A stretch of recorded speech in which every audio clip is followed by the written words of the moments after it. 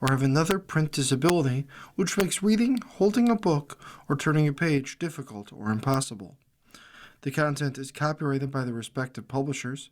For more information, please visit us on the web at nfradioreading.org. Hello, this is Jackie, and for the next hour, I'll be reading from the Sunday, February 1st issue of the Viewpoints section of the Buffalo News on the Niagara Frontier Radio Reading Service. Robot Love. As people turn to AI chatbots for companionship, risks emerge. Alexa, will you marry me? When Amazon founder Jeff Bezos reported in 2016 that over 250,000 people had proposed to their Alexa devices, commentators laughed it off. But by 2026, people have said, "I do," to avatars, chatbots, and robots in ceremonies around the world. The American Marriage Ministries, which certifies marriage officiants, offers a guide to human artificial intelligence ceremonies, including inviting the AI to read a poem or create a holographic slideshow of the couple. As a law professor who studies the impact of new technologies on individuals, relationships, and social institutions, I can understand the appeal of a manufactured spouse. They can be kinder, prettier, more comforting, and smarter than the human version. They are available whenever you want them and never fight for control of the remote. During COVID-19, we talk to loved ones on a screen, so the switch to a chatbot is not so dramatic.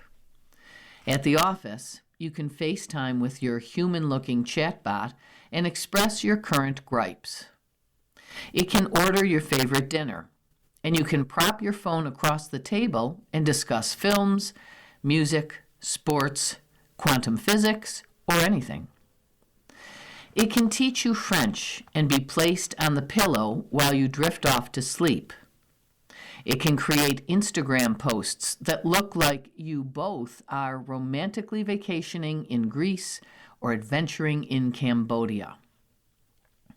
Human-AI relationships are spawning burgeoning businesses, from special wedding venues to therapists who specialize in sex with robots.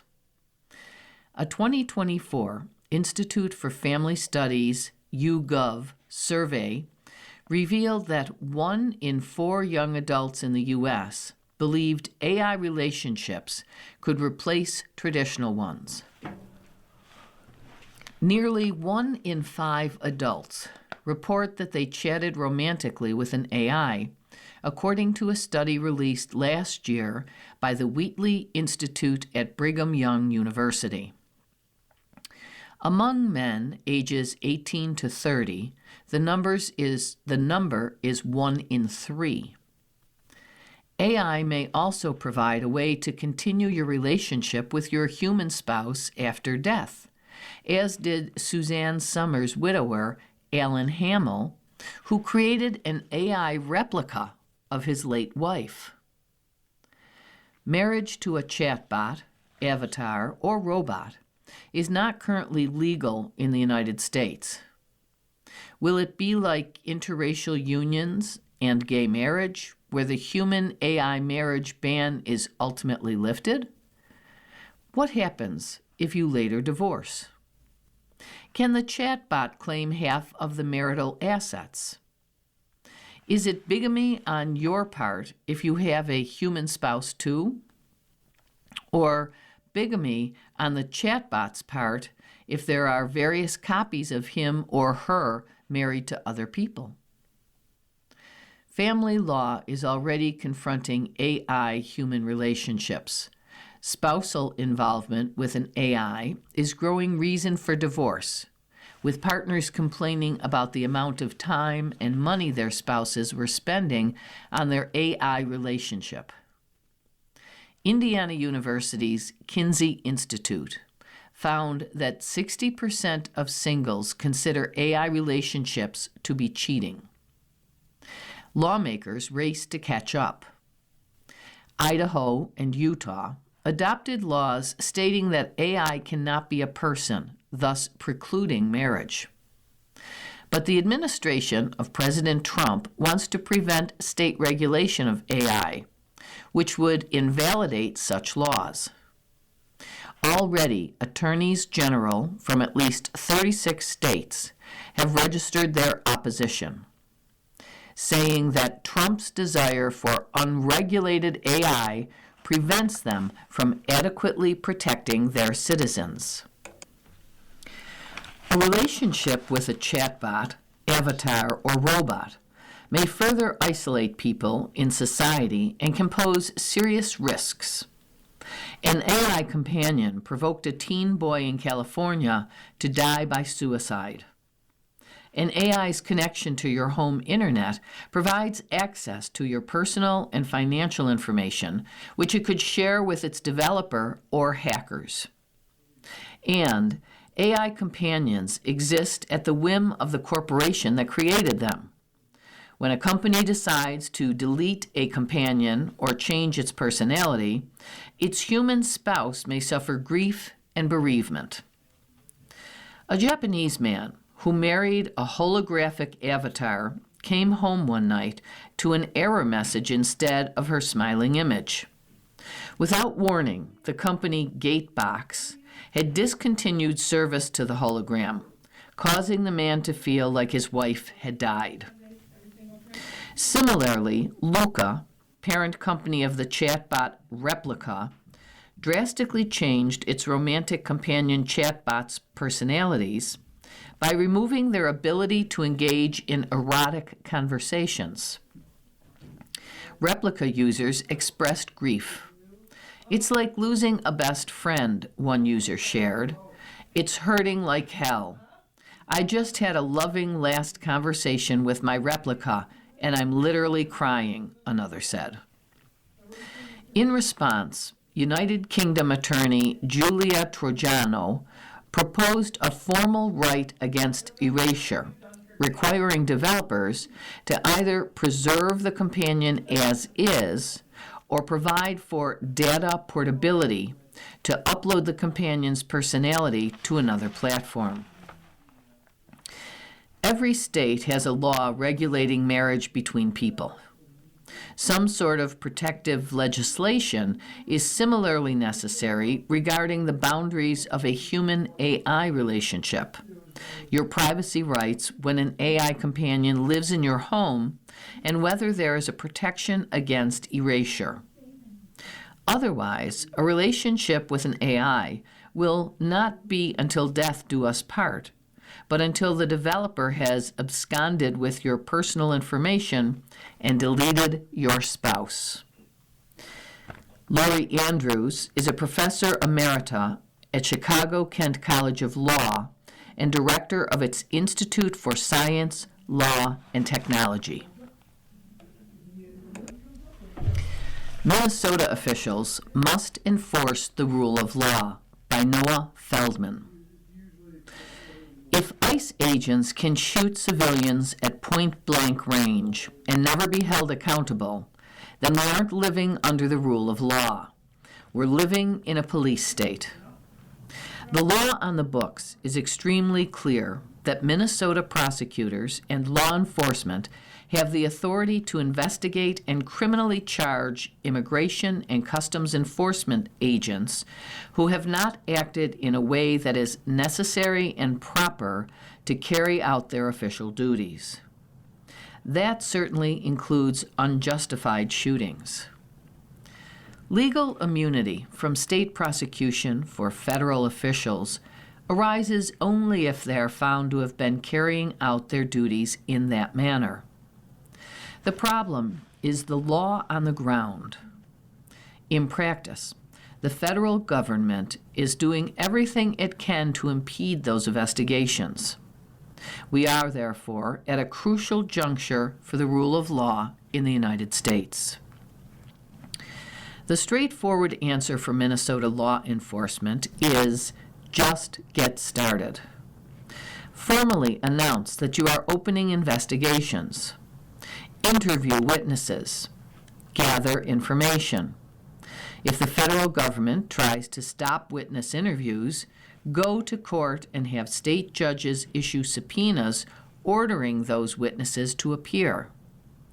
Rely on video evidence if necessary. There are highly sophisticated techniques for identifying suspects from visual images. Use them. If the feds have already corrupted the crime scene, work around it. Cases are routinely prosecuted without a pristine crime scene. The goal should be to gather enough evidence to present to a grand jury and actually indict the officers in question, provided there is sufficient evidence to charge them with crimes as appears extremely likely based on the publicity available videos. As a legal matter, ICE officials charged with crimes while in the performance of their duties can seek to move the case from state court to federal court. However, even in federal court, the state law would still apply. State prosecutors would still bring the case. The change in venue is only about procedure, not about legal substance. President Trump cannot pardon ICE officials for violations of state law. The federal government and the Trump administration have no legal leg to stand on in attempting to impede the investigations. Courts should affirm that. If some legal back and forth between the federal and state lawyers takes place, that's fine. That's how the legal system is supposed to work. The important thing is to ensure that the investigations of these potentially serious crimes proceed. All of this needs to start immediately. The reason time is of the essence is that for every day that the ICE agents who shot and killed Renee Good and Alex Preddy go uninvestigated, the perception spreads that ICE agents are entitled to shoot to kill, despite the unlawfulness of doing so when there is no reasonable danger to the lives of the officers or bystanders. That perception affects everybody. ICE officials, civilians on the ground, citizens across the U.S., and observers from around the world. When it comes to creating and maintaining the rule of law, perception is almost as important as reality. The entire system is based on the collective understanding that no one can escape punishment if they commit a crime in broad daylight, with the whole world watching. No criminal justice system catches every criminal, and no just criminal justice system convicts every criminal who is apprehended. There is room for error and for resource limitations.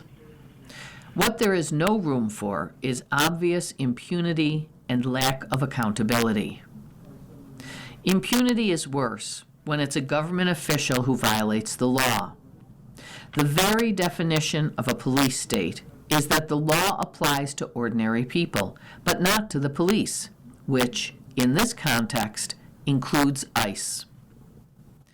There is, therefore, nothing more undermining to the rule of law than for the government officers to commit crimes in full view of the public and be free of any investigation or responsibility for doing so. It is certainly necessary for law enforcement officers to have procedural rights and appropriate investigative processes. No one, no matter the circumstances, should be criminally convicted in the public eye before they have had a chance to raise a defense. But if there is no investigation, the public's interest in ensuring that the law is followed is quickly vitiated. The Trump administration's entire strategy in its attack on the rule of law, from deporting people unlawfully to usurping congressional power to cutting funding in violation of the First Amendment and beyond, is to break norms. Then wait and see if anyone does anything about it. Protests are absolutely crucial. Peaceful protesters deserve all the support we can give them. But state officials have an opportunity to play a fundamental role here because they represent the state and its citizens. They are the officials responsible for enforcing Minnesota law. They can and should announce that they are enforcing that law. By doing so, they can begin vindicating the rule of law and do so in a highly public fashion. Otherwise, the law will cease to function, and everyone will know it. As pressure mounts on the Trump administration to launch its own investigation, Minnesota officials should not wait to act. Doing so would play into the hands of the Trump administration, which can take its time and ultimately seek to publicly vindicate the ICE officers, as they've already signaled they will do. At a minimum, a federal investigation designed by Trump officials might deflect public attention from the shootings. At a maximum, it might make the issue go away entirely amid subsequent headlines. Parallel investigations at the state and federal levels are perfectly lawful, legitimate, and appropriate. The Trump administration is trying to impede the rule of law as a step in actually breaking it. If it succeeds, the consequences will be felt far beyond Minnesota. Minnesota public officials have spoken out strongly and appropriately against ICE, and it's now time to add legal action to the rhetoric. That is from the Bloomberg Opinion. You're listening to a reading of articles and features from the Viewpoints section of the Buffalo News on the Niagara Frontier Radio Reading Service.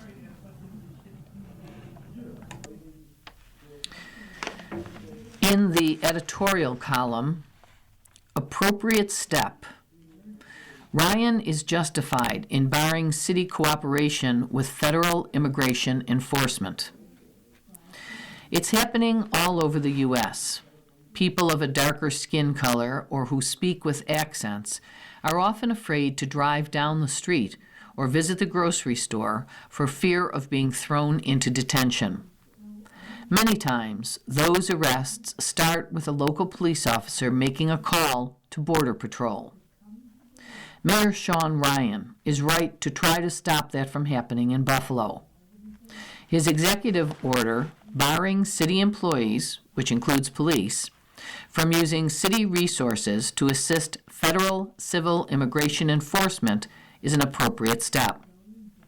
The order also directs those employees to provide services regardless of a person's immigration status. There are other provisions that spell out how municipal employees should respond in situations where federal agents are involved. This isn't a drastic move, because city employees already play no role in federal immigration enforcement. It's almost symbolic in its impact, except that it will help many residents of Buffalo feel safer and more able to trust their government, including law enforcement officers. They needn't be afraid to go into schools, community centers, city hall, or other city-run facilities. In issuing the order, Ryan joins the leaders of Syracuse, Rochester, and New York City, as well as several New York counties. A proposed piece of legislation, New York for All, would more or less make similar protections to Buffalo's an unofficial policy across the state. It should be seriously considered. As reported in the news, Justin Sondel, a Homeland Security representative, submitted one of this agency's typically vague and ominous responses. When politicians bar local law enforcement from working with us, That is when we have to have a more visible presence so that we can find and apprehend the criminals let out of jails and back into communities. Ryan had been careful to stress that his order applied to civil cases only, and that Buffalo police will still help federal agents carry out federal judicial warrants in criminal cases. Unlike Ryan, who took care to spell out what the policy would and wouldn't do, Homeland Security preferred to repeat its usual evidence-free warning of danger. What is glaringly evident is that the repeated assertions by those who defend immigration and customs enforcement agents' indiscriminate bullying of civilians are utterly without merit. Nobody is rounding up the worst of the worst. What's happening in American cities is that people with legal status are regularly being taken into custody, as well as undocumented immigrants who have been peacefully living their lives, paying taxes, and contributing essential services to their communities. Many are on a legal path to citizenship. As has been reported again and again, ICE's own data indicates that less than 10% of those it has detained have been convicted of violent felony offenses. As the arrests have mounted up over time, the percentage of those convicted of any crime continues to lessen, while more than half of those detained have no criminal record whatsoever. Treating undocumented residents as criminals has thrown entire neighborhoods into terror, with people afraid to leave their houses even to address urgent medical needs. By sending cohorts of ICE agents into American cities to perform random roundups, Trump and his minions have not made the country any safer. Far from it. Instead, within the past month, 2 American citizens, Renee Nicole Good and Alex Pretty, were shot and killed in Minneapolis as they exercised their First Amendment rights. In the wake of these tragedies, the administration has done little more than improve its PR strategies. Instead, those who are serious about arresting dangerous criminals should use strategic, well-organized means to identify these people without collateral damage. By all accounts, many of the ICE agents seem poorly trained, or, at the least, uninterested in de-escalating conflicts. As for the undocumented, a humane policy that includes due process is required. That's not happening. What we need is more reason and less bombast from our leaders. Ryan sets a good example. In another voice, What Happened to New York's Master Plan for Aging? By Nora Surik and Robert Blancato. It has been 6 months since Governor Kathy Hochul released the New York State Master Plan for Aging, MPA, a commitment that started with an executive order signed by the governor in November of 2022. This multi-year effort included input and coordination from leaders from the public, private, and nonprofit sectors who are committed to creating a New York State where everyone can age in good health. The plan includes many powerful initiatives to help older New Yorkers for years to come. Everyone is aging, every day. Therefore, we all will benefit from a master plan for aging. But for a plan like this to have any lasting value, it must be implemented effectively. There have been 2 recent opportunities to move the master plan for aging forward. The first was the governor's January 13th State of the State message. The second was the release of the governor's annual budget. Both were disappointing. The New York State Master Plan for Aging Coalition, a consortium of aging experts from across the state, was chagrined to see that the Master Plan for Aging was not mentioned in the State of the State and barely referenced in the budget. Governor Hochul should be proud to move the master plan for aging forward. This is an intergenerational blueprint for how residents in our state can age well. It recognizes the value of older adults now and in the future, and proactively provides meaningful support for New York's more than 4 million caregivers. The plan calls for better coordination of services to allow state dollars to achieve better outcomes, and includes admirable commitment to expanding housing and transportation options and more. New York was one of the first states to formally adopt a multi-sector plan for aging. Unpaid stakeholders and dedicated public servants in the New York State Department of Health and Office for the Aging committed many hours to shape the plan. We need to disprove the cynics who say this report will end up on a dusty shelf. We respectfully ask Governor Hochul to step up and show through action that she is committed to creating a New York State where people can age with health and dignity. Nora Surek, Ph.D., is president of the Health Foundation for Western and Central New York. Robert Blancato is national coordinator of the Elder Justice Coalition. They are co-conveners of the New York State Master Plan for Aging Coalition.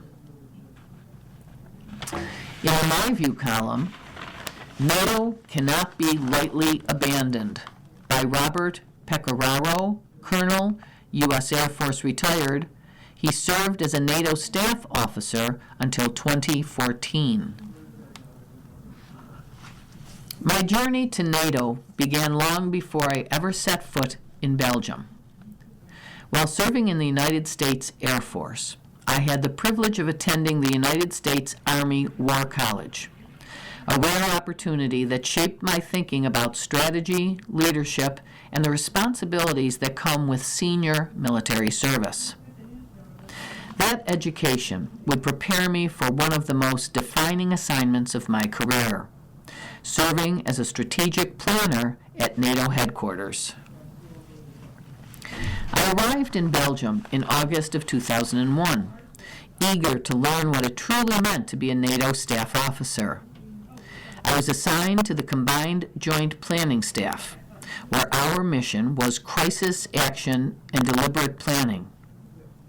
Within weeks, on September 11th, I found myself witnessing up close how NATO responds in moments of profound crisis. Article 5, the heart of the North Atlantic Treaty, declares that an attack on one member is an attack on all. It has only been invoked once in NATO's history, and I was there when it happened. My introduction to NATO's political dimension unfolded during the intense debates in Brussels from September 12th to October 2nd, 2001. At that time, NATO had 19 member nations, and every decision required unanimous agreement. What struck me most was that the alliance chose to act before the United States even requested assistance. That alone proved the strength of the transatlantic bond. Several nations, Germany, Belgium, Norway, and the Netherlands, were initially hesitant, but in the end, a consensus was reached. What deeply moved me during that period was the unwavering support from our northern neighbor, Canada. While others hesitated, Canada did not. Their early, clear, and steadfast support helped build the consensus needed for this historic decision. And they backed their words with action, troops, air crews, and naval forces. I found tremendous satisfaction working alongside colleagues from across the alliance. My planning team included officers from the United Kingdom, Germany, Portugal, Italy, Norway, and the Netherlands. One of my tasks was leading the development of the NATO Response Force. This was NATO's high readiness, multinational, rapid deployment force, 20,000 personnel across land, sea, air, and special operations, designed for rapid, collective defense, crisis management, disaster relief, and counterterrorism. Over time, the response force became one of NATO's signature tools for deterrence, defense, and crisis prevention. In 2024, it was replaced by the NATO force model, which enables faster, expanded mobilization. Today, NATO stands at 32 nations strong, and its relevance has grown. Russia's aggression in Ukraine has reshaped the security landscape, and NATO has responded by becoming larger, more focused, and more active than at any time since the Cold War. When I hear calls for the United States to withdraw from NATO, I think back to my own experience. I remember the faces of the officers I served with, the unity I witnessed after 9/11, and the extraordinary power of collective defense.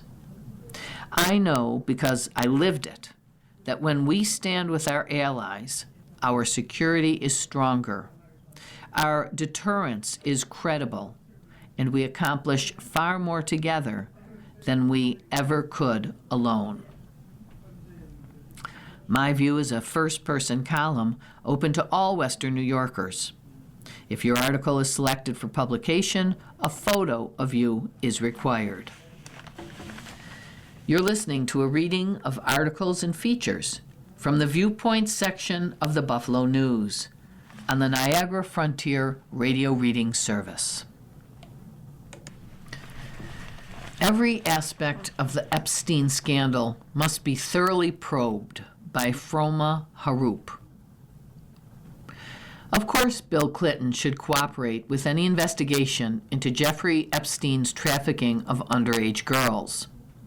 The suggestion that Democrats would shield a former president from questions that might tarnish his legacy speaks ill of Democrats. This concerns a criminal enterprise, not bad boy behavior. Democrats siding with the pursuit of justice should be commended. 9 of them joined Republicans on the House Oversight Committee in voting to hold Clinton in contempt of Congress for refusing to testify. Committee Chair Representative James Comer, Republican of Kentucky, then gave Clinton 2 weeks to address the matter before bringing it to the House floor for a vote. As president, Clinton topped the charts for success in my book. This is about a sex ring that abused minors and about which Clinton may have some knowledge. There is, so far, no evidence that Clinton took part in the crimes, and no publicly verified evidence that he ever set foot on Epstein's pedophile island. But he was a friend of Epstein and flew on his private jet. Some commentary suggests that Bill and Hillary Clinton are Democratic royalty that many in the party want to protect. May we swat down the concept of royalty in a country founded on sweeping away hereditary rule. The Kennedys have been heralded as somehow royal, which is how Donald Trump got away with putting the lunatic Robert F. Kennedy Jr. in charge of the nation's health. It would appear that Trump held far closer ties to Epstein than Bill Clinton did. He, too, should testify under oath about what he knows about the sexual abuse of minors. Clinton should not give him cover by refusing to participate in the probe. The Trump administration appears to be throwing wrenches in the gears of a serious investigation. Attorney General Pam Bondi was ordered to release all Justice Department documents relating to Epstein by December 19th. That was over a month ago. Some in the Democratic leadership wrongly saw protecting Clinton from uncomfortable questions as a means to improve their prospects in the midterms. On the contrary, having him testify would show a principled interest in getting to the bottom of an appalling criminal case. And so, kudos to the Democratic reps who joined Republican committee members in voting to hold Clinton in contempt. Representative Ayanna Pressley, Democrat, Massachusetts, explained her vote. I'm just focused on survivors. We want to hear from anyone who has information, and that should not be limited to party lines. Sure, Republican calls to look into Clinton's possible ties with Epstein are also intended to dredge up memories of the former president's tawdry sexual behavior as some kind of excuse for Trump's. But the Epstein investigation isn't about adulterous trysts. I'm hardly alone in believing that much of Trump's daily flame-throwing, from talking about 100% tariffs on Canada to staging military-like sieges of American cities, are related to changing the subject from, as he complains, Epstein, Epstein, Epstein. About the deportation of illegal immigrants who committed crimes, Democrat Barack Obama did better than Trump without the theatrics. Through his 8 years in office, Obama quietly oversaw over 3.1 million deportations by Immigration and Customs Enforcement. By comparison, fewer than 932,000 were removed in Trump's first term. And since Trump returned to office on January 20th, 2025, ICE has deported about 540,000 people. Trump surely wants to bury the public in daily spectacle to keep the spotlight off the Epstein probe. Exempting Clinton from testifying would have only slowed it down. Bovino's exit should be the beginning of any real change, by Susan Estrich. Getting rid of Gregory Bovino, who had been the face, intentionally so, of President Donald Trump's war on immigrants, is a first step, but it's hardly enough. You know Bovino is very good, but he's a pretty out-there kind of guy, Trump said in a Fox News interview on Tuesday. And in some cases, that's good. Maybe it wasn't good here. In what cases was that good? When Bovino was here in Los Angeles, he got on a horse and led a military-style assault on a park in a targeted neighborhood. When he was in Illinois, he was photographed throwing the tear gas into a crowd and then admonished by the federal district court for lying multiple times about the events involved. For these stunts, he earned the promotion to Minneapolis and a direct line to Ice Barbie. He reportedly fervently believes in mass deportations as the mandate of the 2024 election. He didn't get to be the face of the war by accident. He was anointed from on high, and he did what they wanted him to do. Trump thrived on the chaos he created. It justified him in using more force. He didn't, has never, wanted to unify the country. He pushed the envelope. The rest was inevitable. He unleashed the forces, and it didn't take long. Goods killing was bad enough. It should have been enough.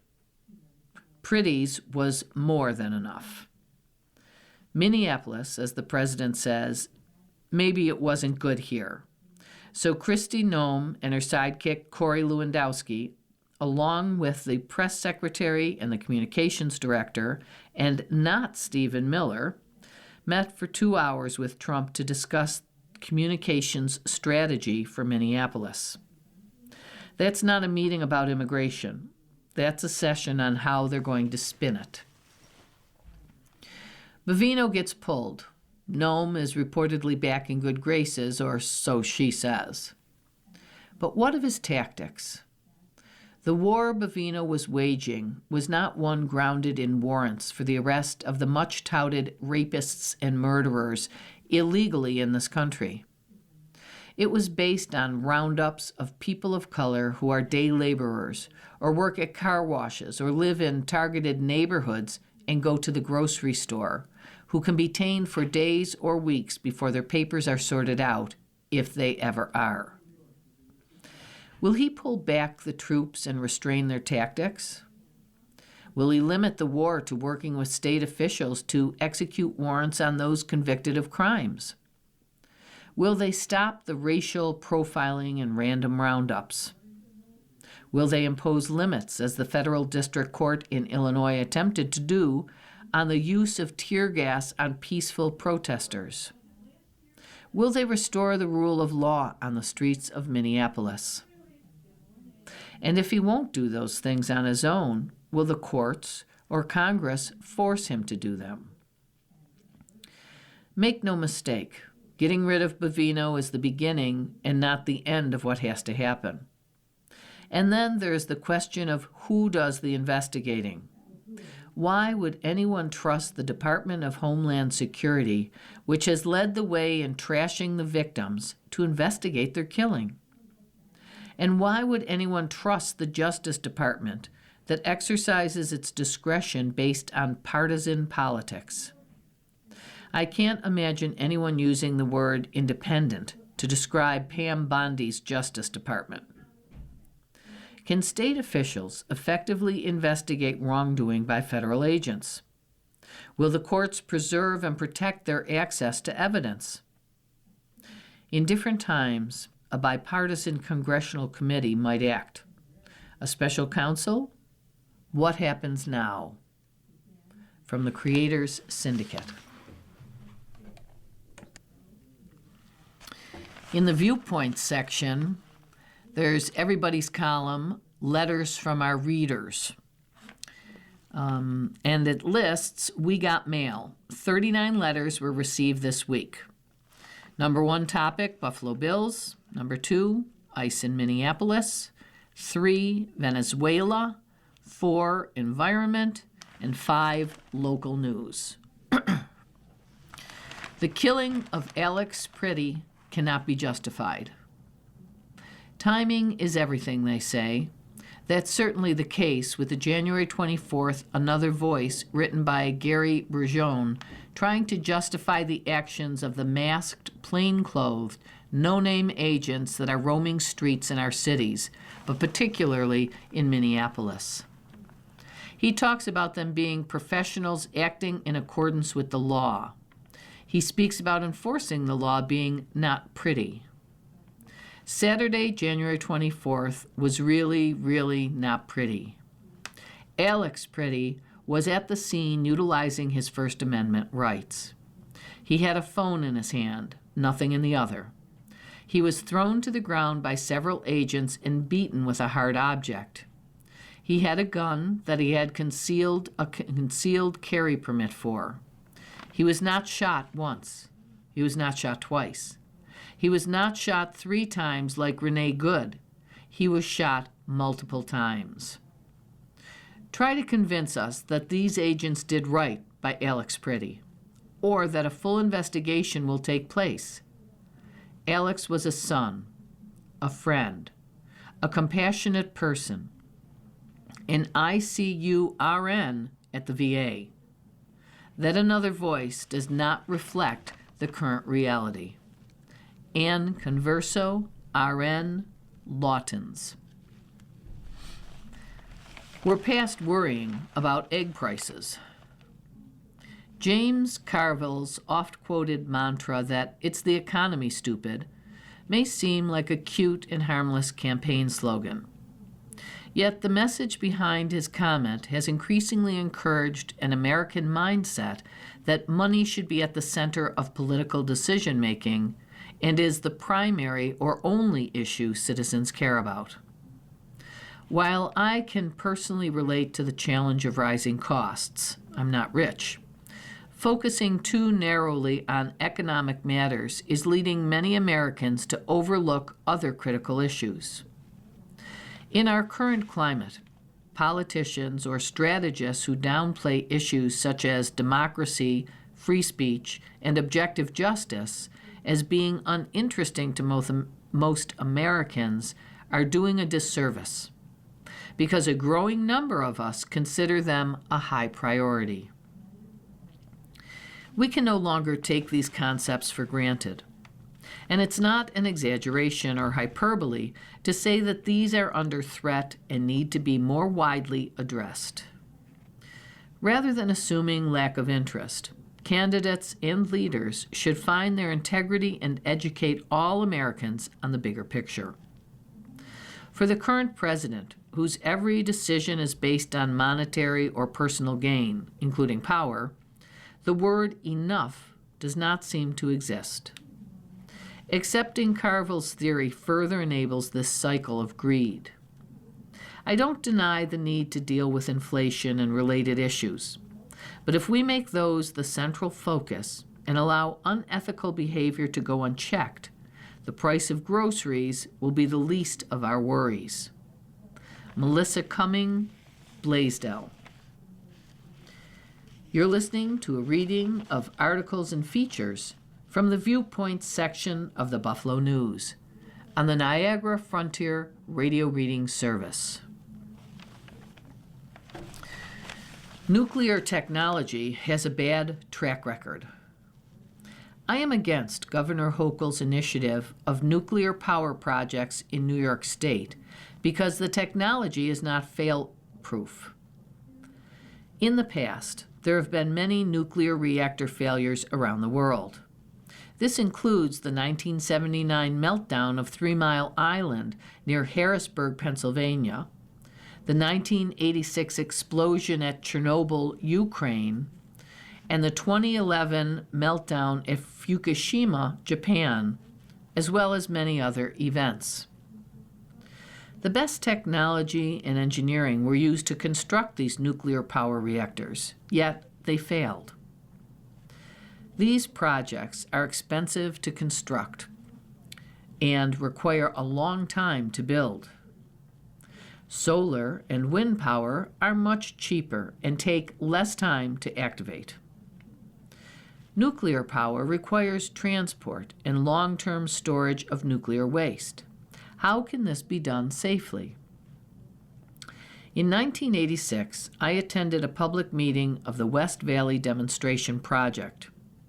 West Valley was a nuclear fuel reprocessing plant south of Buffalo that reprocessed spent fuel rods from nuclear power reactors across the country.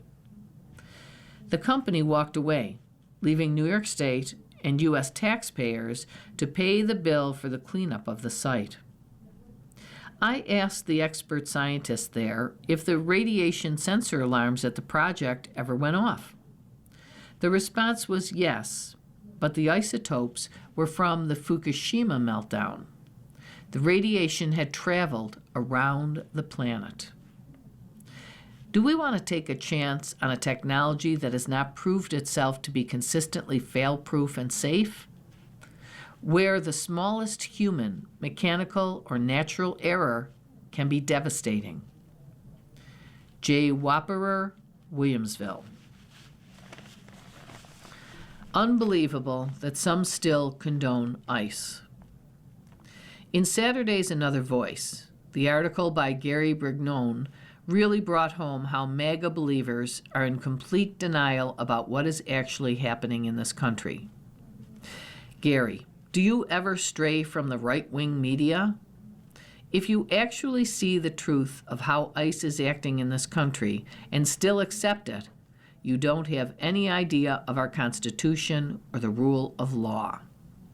And if anyone can accept the unbridled brutality that these ICE gang thugs are wreaking on innocent people, most of whom aren't the worst of the worst, with many not even immigrants, then they must be morally bankrupt. I just can't imagine the Christians who go to church and ignore the lessons being offered there. And my opinion here is only on the issue of the misdeeds of ICE. There are many more corrupt, vindictive, heartless, and racist actions this administration is guilty of. Might you have an old bowling trophy you could send to our fearless leader? By Kenneth Klopfer, Hamburg. Trickle down still doesn't work. The question of affordability has dogged presidents from George H.W. Bush on. It's the idea that the American family could afford a home, send their children to school, and retire with a comfortable pension. The American middle class achieved affordability after World War II until about 1980, when the United States was ranked number 1 in quality of life. But then came trickle-down economics. The idea was to reduce the tax rate on the top 1% from around 74% to around 24%, and invest heavily in America, and the benefits would trickle down to the middle class. It was a disaster. To pay for the cut, Reagan raised taxes 11 times. And unfortunately, the top 1% invested most of it in the stock market and not in the middle class. Following trickle-down, only 40% of the American middle class enjoyed affordability. Union membership fell by over 50%, and generous tax incentives allowed U.S. corporations to find cheaper labor in China. Today, the quality of life in the U.S. ranks 21st in the industrialized world. Because of the trickle-down, whichever party occupied the White House could not address affordability, given the existing tax structure. And the big, beautiful bill makes it even worse. To understand what this economic policy did to the middle class, look at a graph from 1980 until today that shows the wealth status of the top 1% versus the middle class. That gap is by far the greatest in the world. By John Kowalski, Lockport. Bill's problems come straight from the top. The Bills press conference proved how incompetent this team owner and GM are for this organization. During it, they passed the buck on a past draft choice to the coaching staff. The Bills didn't get to the Super Bowl probably because of lack of depth on the roster. The people responsible for this lack of personnel are the GM and the owner who he hired for this position. Witnessing the lack of accountability from these two individuals, I know I will never see a Super Bowl trophy in Buffalo in the near future. Look what Pegula's ownership has done for the Sabres for the last 14 seasons. From Michael Morrow, Amherst. In the Buffalo Next section, your guide to a changing Buffalo Niagara economy. In real estate, trends that make the housing market hot, by Jonathan D. Epstein. It has been another standout year for the Buffalo Niagara housing market. Home prices jumped by 7.6% last year, the 8th time in the last 9 years that home values have increased by more than 5%. In contrast, U.S. home prices grew by just 0.4% last year. Home sales, which have slowed because of the steep decline in the number of homes that are for sale, also ticked higher last year, although they remain well below the pace from 2016 to 2021. And real estate experts expect another strong year in 2026. Zillow recently named Buffalo the second hottest housing market in the country.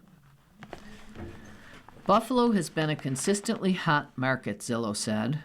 The city has seen sellers hold a strong hand in negotiations, making it an incredibly competitive space for buyers. But even within a regional housing market such as Buffalo Niagara, there can be significant differences in pricing, demand, and even availability. Here's a look at some of the key trends within the Buffalo Niagara market. Where homes are the most expensive. Clarence ran away with the title for most expensive homes last year, with a median sales price of over $560,000. The Tony suburb is the location of some of the most elite neighborhoods in the area, such as Spalding Lake and Spalding Green, and often has larger properties to boot. The town of Aurora and Village of East Aurora were second, followed closely by Elma and Orchard Park. All three are popular Southtowns locales for newer homes in particular, and are less crowded than other communities, but still close enough to the city of Buffalo. East Aurora and the Village of Orchard Park also have the appeal of a village vibe. Grand Island and Amherst came in 6th and 7th as popular Northtowns communities with easy access to the city. But the towns of Colden, Boston, and Marilla were also among the highest priced, with Colden still at $425,000 and Boston and Marilla both at $350,000, even though they're much further south in Erie County and farther away from downtown Buffalo. On the other end of the spectrum, only one community remains under $200,000, and that is the town of Collins. Home prices keep rising. Home prices have continued to rise even as the national housing market has cooled, and prices have dropped in some once hot markets, especially in the South and West. Since 2012, there has only been 1 year in Buffalo Niagara home prices were flat, with the price increases peaking at 15% in 2021. Last year, the median price locally rose 7.6% to $269,000. Even more, over 4,200 homes sold for at least $300,000, a 17% increase that reflects how much more expensive Western New York homes have become. In contrast, the number of sales between $150,000 to $200,000 fell by 14%. Home sales were up a bit. With available homes still scarce, it stands to reason that home sales would be subdued, and that remains the case. After dropping for 4 of the last 6 years, including a plunge for 2 straight years in 2021 and 2022, the pace of sales last year ticked up by 2.5%, while pending sales, those under contract but not sealed, rose 3.5%. About 10,500 homes changed hands in 2025, still well below the post-pandemic peak of 12,600 in 2021. Where are the most homes sold? Amherst is the region's busiest town for home sales. The region's biggest suburb saw more than 1,227 homes sold last year, easily besting the city of Buffalo by 130 houses. That shows the popularity of Amherst, but is also indicative of the tendency towards renting instead of buying in much of the city. Cheektowaga, at number 3, was much further behind at just more than 700 homes, while the town of Tonawanda was even further back at an even 600, and West Seneca was 5th, with fewer than 450 deals. A few more homes are for sale. The number of homes for sale locally in December rose 3.4% last year to about 1,300, but that's not enough to significantly reshape a housing market where sellers have nearly all of the leverage. Even with a slight increase in homes for sale over the past year, listings are still well below the nearly 5,000 homes that were for sale in 2012. After a steady and significant decline over the last 13 years. That has created a scarcity factor that has been driving fierce competition and significant price hikes, often the result of bidding wars between buyers. Buffalo had 1,750 homes listed for sale last year, the most of any local community. That is also more than 250 more than in Amherst, which was second at just shy of 1,500. Cheektowaga, the town of Tonawanda, and the town of Hamburg were well below the leaders, with 872, 677, and 559 respectively. West Seneca, Clarence, Orchard Park, Grand Island, and Evans rounded out the top 10. Where prices are rising the fastest, home buyers in Lancaster and Colden might be getting sticker shock. Home prices rose the fastest in those two communities over the past 5 years. The following program is intended for listeners who are blind, have low vision,